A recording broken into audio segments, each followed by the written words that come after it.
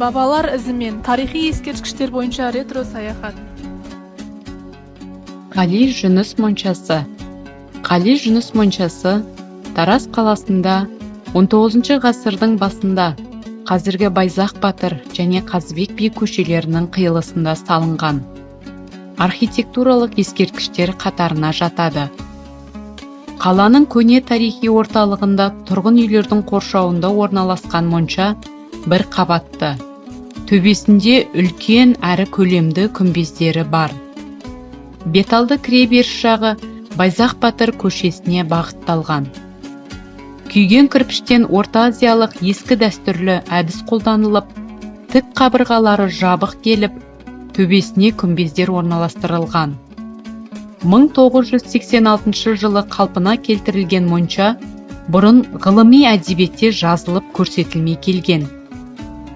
Моншаның бет әлпет жағы кірпіштермен өрнектеліп, қуыс аралықтары жылтыр етіп сыланған.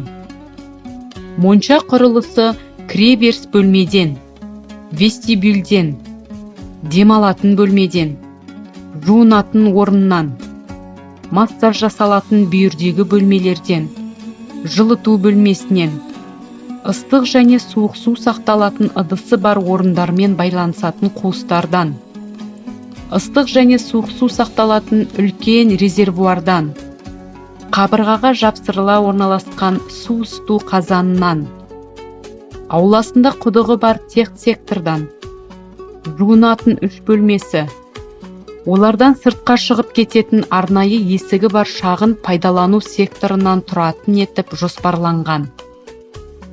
Моншаның құрылымы төбені жабудың аспалы күмбездік әдіс жүйесі арқылы шешілген.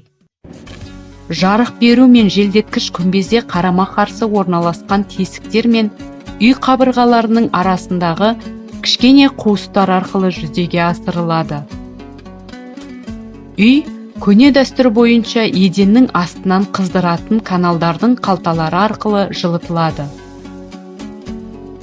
1982 жылы Қали Жүніс моншасы республикалық маңызы бар КСР тарих және мәдени ескерткіштер тізіміне енгізілді және мемлекет қорғауына алынды.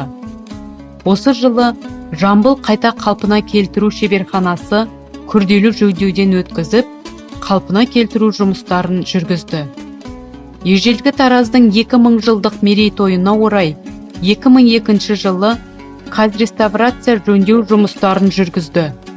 Осы моншаның негізінде 2007 жылы Ұлы Жібек жолының ежелгі қалалары мұражайы құрылды.